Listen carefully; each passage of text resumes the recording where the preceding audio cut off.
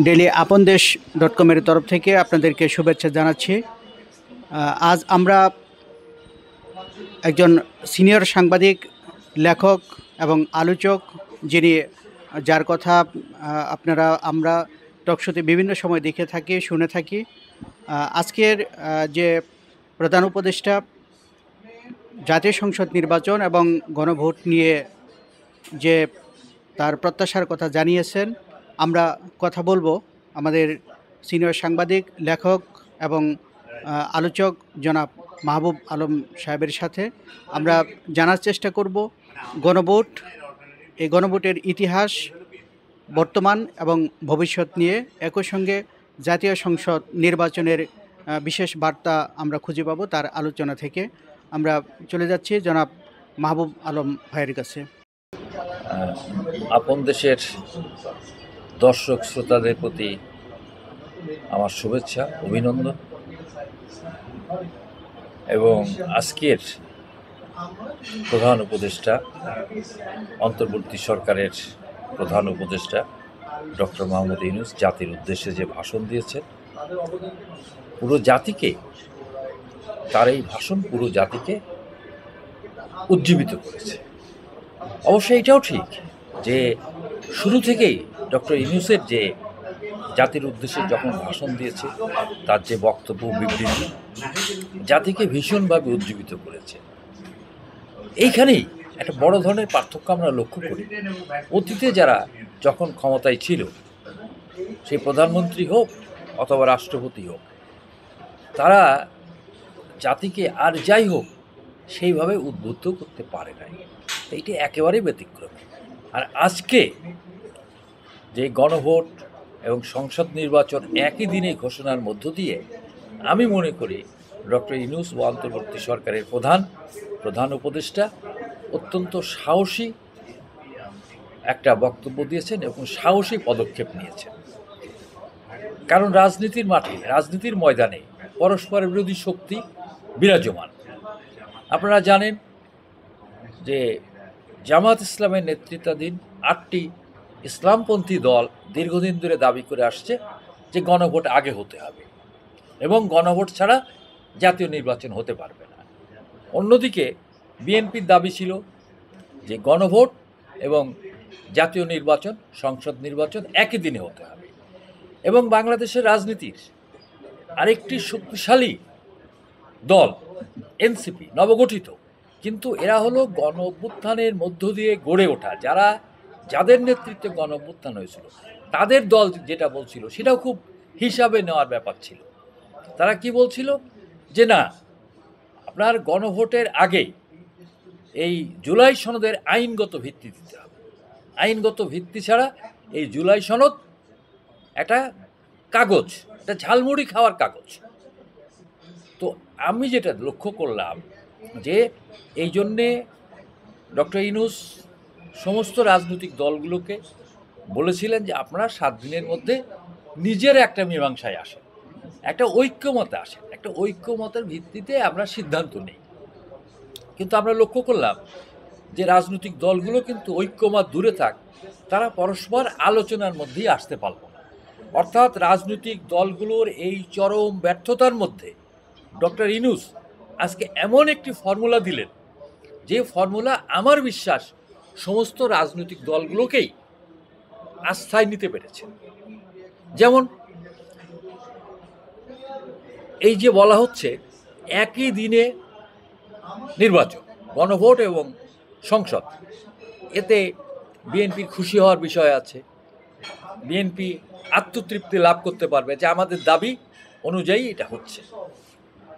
আবার একই সাথে বলা হচ্ছে কি যে এই সংসদ 180 কর্মদিবস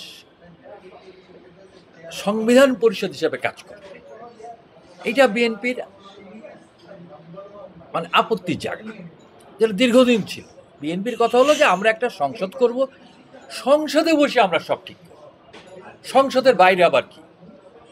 কিন্তু এনসিপির দাবি ছিল যে কনস্টিটিউয়েন্ট অ্যাসেম্বলি গঠন, অর্থাৎ গণপরিষদ গঠন। গণপরিষদ গঠন করে গণপরিষদে বসে সংবিধানের বিষয়ে সমাধান করে তারপরে সংসদ বসবে। অর্থাৎ একই দিনে ইলেকশন হলেও আগে গণপরিষদ কাজ করবে। গণপরিষদের কাজ শেষ হলে, সাংবিধানিক বিষয়গুলো শেষ হলে সরকার মানে গঠনের এবং ইত্যাদি বিষয়গুলো হবে। তার মানে এখানে এনসিপি, নবগঠিত এনসিপির দাবিও কিন্তু এখানে বাস্তবায়িত হলো। আবার কি বিএনপি বলছিল যে উচ্চ পরিষদে আমরা পিআর মানি না। পিআর আবার কি জিনিস?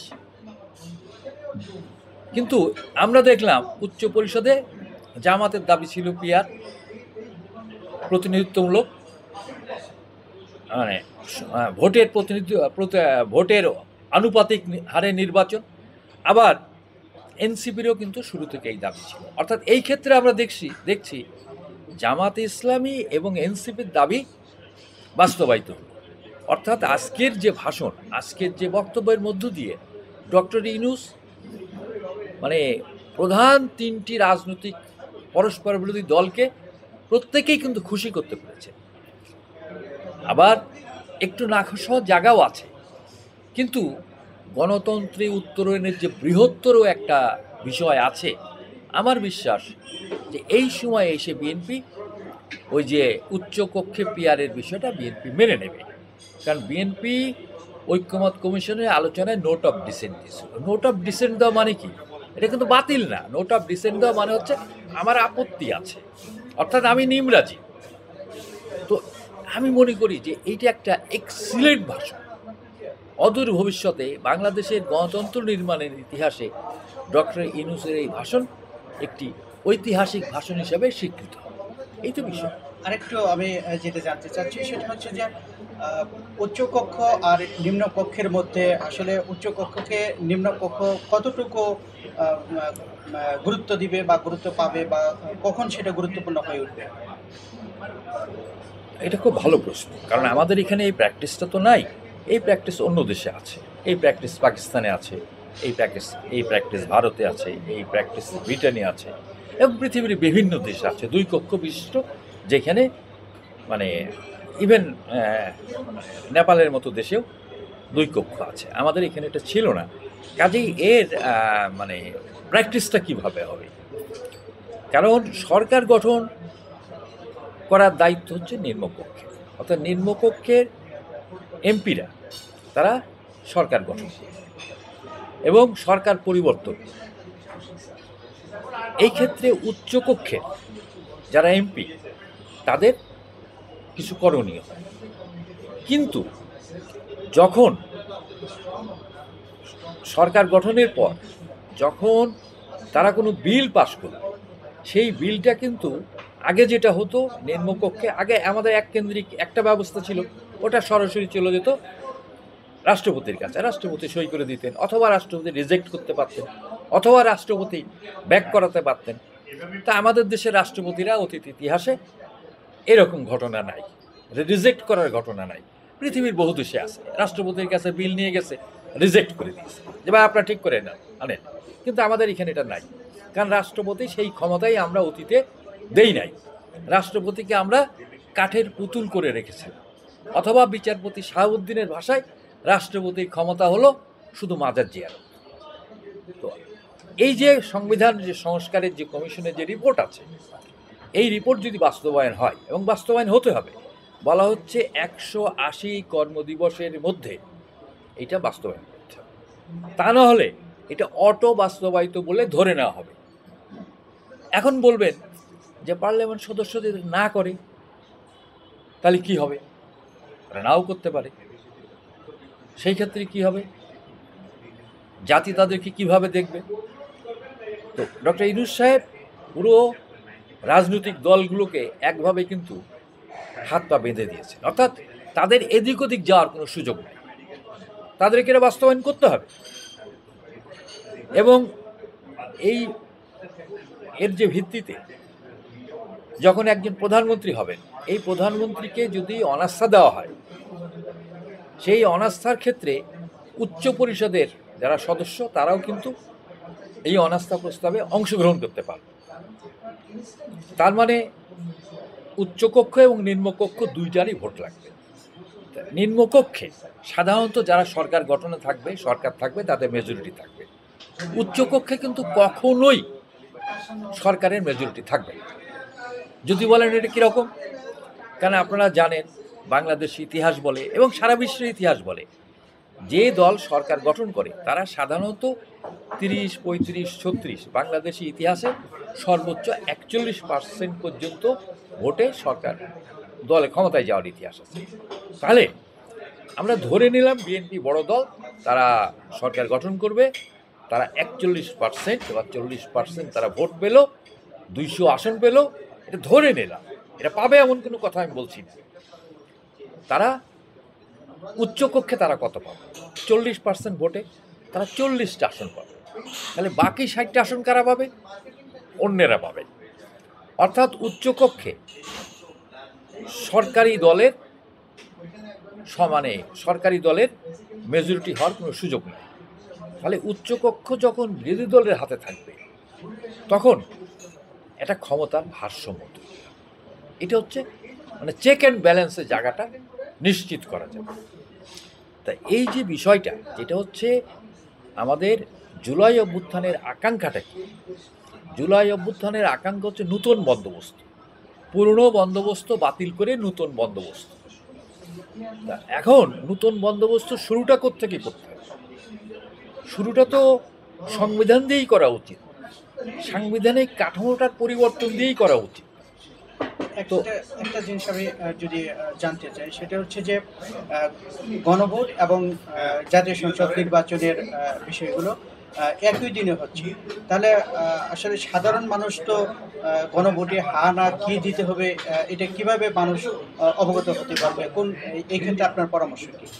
বিষয়টা হচ্ছে যে আমাদের মানুষকে এত বোকা মনে করার কোনো কারণ নাই। আমাদের মানুষ যথেষ্ট ভোটের ব্যাপারে এবং বিভিন্ন ব্যাপারে তারা কিন্তু যথেষ্ট সচেতন।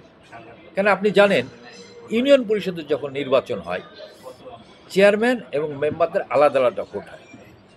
চেয়ারম্যানের জন্য একটা আলাদা বাক্স থাকে, মেম্বারের জন্য আলাদা বাক্স থাকে। তারা কিন্তু 2টা ভোট দেয়। চেয়ারম্যানের ভোটটা চেয়ারম্যানের বাক্সে দেয়, মেম্বারের ভোটটা মেম্বারের বাক্সে দেয়। এইখানে যেটা হবে, এই ইলেকশানে পার্লামেন্ট নির্বাচনের জন্যে তাদের একটা ব্যালট দেওয়া হবে, আর একটা ব্যালট দেওয়া হবে হা না ভোটের জন্যে।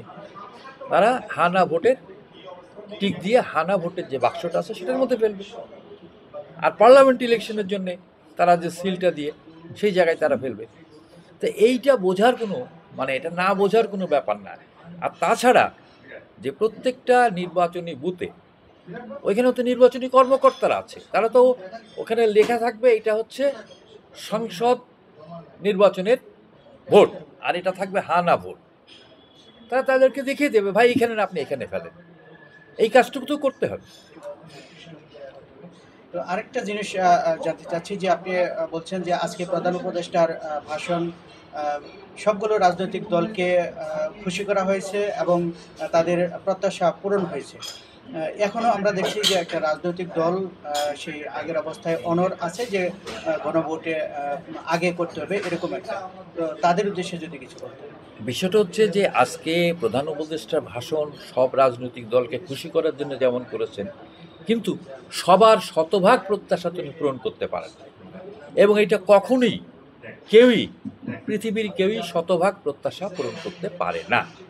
তো এখন আমি দেখলাম যে জামাত ইসলামী বলেছে যে এইটা তাদের প্রত্যাশা পূরণ হয়নি। অর্থাৎ তারা তো নিজের কথা বলতে যে জাতি, আমরা তো কথায় কথায় জাতি চাই বলি, বলছে জাতির প্রত্যাশা পূরণ হয় না। তো জাতির কী প্রত্যাশা পূরণ হয় না তারা ব্যাখ্যা দিক। তারা যখন নির্বাচনের ময়দানে যাবে তারা তখন সেইভাবে ব্যাখ্যা দিক। তাহলে যদি জাতির প্রত্যাশা পূরণ না হয়ে থাকে তাহলে তাদের তো ভোট বাড়বে, মানুষ তাদেরকে ভোট দেবে।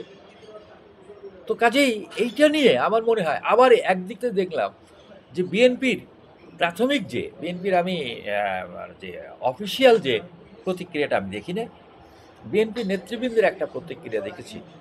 তারাও কিন্তু এই প্রধানমন্ত্রীর এই প্রধান উপদেষ্টার বক্তব্যে কিছুটা নাখোশ হয়েছে। তারা বলেছে এমন কিছু ঐক্যমত কমিশনে এমন বিষয় ছিল না যেটা এখানে যুক্ত করা হয়েছে। এইটা বলতে যে বিএনপি নেতৃবৃন্দ একাধিক নেতৃত্ব তারা বুঝাইছেন ওই যে 180 দিনের গণপরিষদের বিষয়। তা বিষয়টা হচ্ছে রাজনৈতিক দলগুলো নির্দেশিতভাবেই যদি সরকারকে সিদ্ধান্ত নিতে হয় তাহলে সরকার কী জন্য? তাহলে তো সরকারের কোনো কার্যকারিতা নাই। সরকারেরও তো একটা মতামত থাকবে, তার তো একটা বক্তব্য থাকবে। আপনি বলবেন যে রাজনৈতিক দলগুলো সরকারে এই জাতির প্রতিনিধিত্ব করে, তার সরকার প্রতিনিধিত্ব করে না জাতির। রাজনৈতিক দলগুলো তো সবচেয়ে বড় দল, যে সে কত অংশের প্রতিনিধিত্ব করে? 40-42। জামাত কত অংশের মানুষের প্রতিনিধিত্ব করে? 7-8-9। এই তো। কিন্তু আজকে যে ডক্টর ইউনূসের নেতৃত্বাধীন সরকার, সে তো 100% মানুষের প্রতিনিধিত্ব করছে। কারণ জুলাই গণঅভ্যুত্থানের মধ্য দিয়ে অভ্যুত্থানের শক্তি এই সরকার গঠন করেছে। সেই সময় সমস্ত রাজনৈতিক দল মত নির্বিশেষে, শ্রমিক, কৃষক, ছাত্র সবাই মিলে এই সরকার গঠন করেছে। অর্থাৎ 100% মানুষের আস্থার ভিত্তিতে এই সরকার। তাহলে এই সরকার তো 100% মানুষের প্রতিনিধিত্ব করছে, তাহলে তার কথাটা শুনবেন না? তার কথাও তো শুনতে হবে।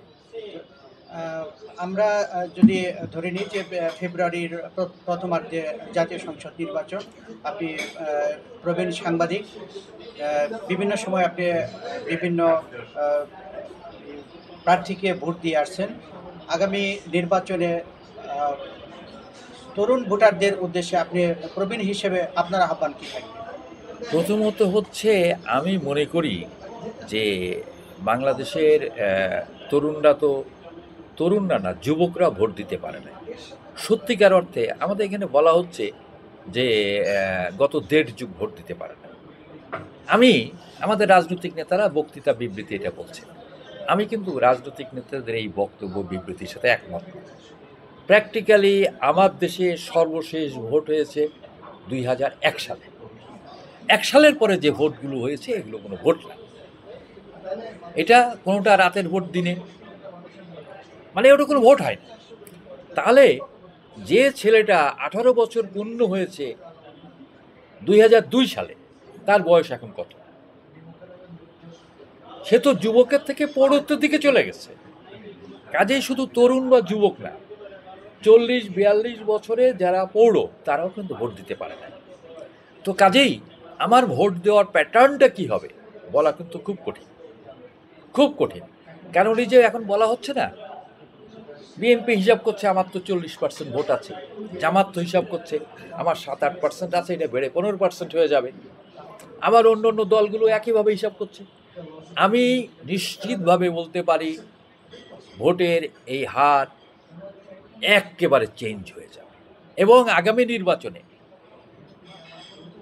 মানে কারা ক্ষমতায় আসবে, আগামী নির্বাচনের এইটা ঠিক করবে হচ্ছে তরুণ ভোটার। কারণ তরুণ প্রজন্ম এই যে পুরনো বন্দোবস্তের সাথে থাকতে চায় না। কারণ আপনি যদি খেয়াল করেন, গণঅভ্যুত্থানের সময় ঢাকার যে দেয়াল লিখন ছিল, এটা দেয়াল লিখন না, ওটাকে বলে কি, মানে আমরা দেয়াল লেখন বলি, কিন্তু যে ছবি এঁকে যে চিত্রটা, হ্যাঁ, গ্রাফিতি। কারণ বাংলাদেশে গ্রাফিতির সংস্কৃতি নতুন। আর এই যে গ্রাফিতির মধ্যে তাদের যে আকাঙ্ক্ষাটা বেরিয়ে এসছে, কোনো আর্টিস্ট না, জীবনে কোনো আর্ট কলেজে যায় নাই, সেই ছেলেমেয়েরা এই গ্রাফিতিগুলো করেছে। সেইখানগুলো ভাষাগুলো ছিল কি, যদি খেয়াল করেন, তারা কিন্তু পুরনো রাজনৈতিক নেতৃত্ব এবং পুরনো বন্দোবস্তকে প্রত্যাখ্যান করতে বলেছে।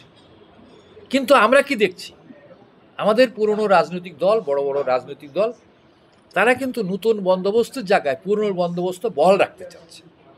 তারা আমলাতন্ত্র যা আছে তাই রাখতে চাচ্ছে, ব্যক্তি পরিবর্তন করে কিছু হয় না। সচিবালয় যেভাবে ছিল, সচিবালয়ে যেভাবে কাজ হচ্ছিল, তারা সেটা সেইভাবেই রাখতে চায়। পুলিশকেও সেইভাবেই রাখতে চায়। পুলিশ সংস্কার কমিশনের কিছু প্রস্তাব এসছে, কিন্তু আমলাতন্ত্রের সংস্কার হয়েছে? পুরনো বন্দোবস্তে আমরা দেখেছি সরকার সবসময় খুশি রাখত আমলাতন্ত্রকে, যে আমলাতন্ত্র জাতির শত্রু।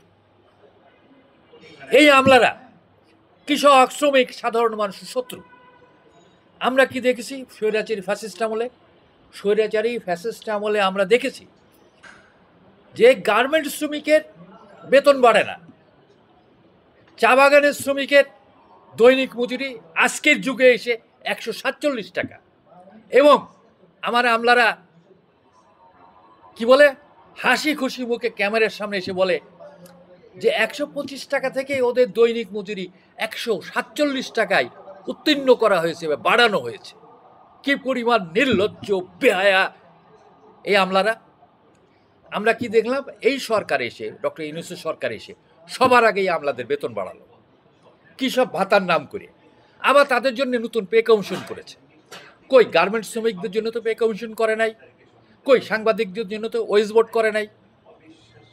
কাজেই এই যে নতুন প্রজন্ম, তাদের যে স্লোগান যে নতুন বন্দোবস্ত, আগামী ইলেকশন হবে নতুন বন্দোবস্তের ভিত্তিতে।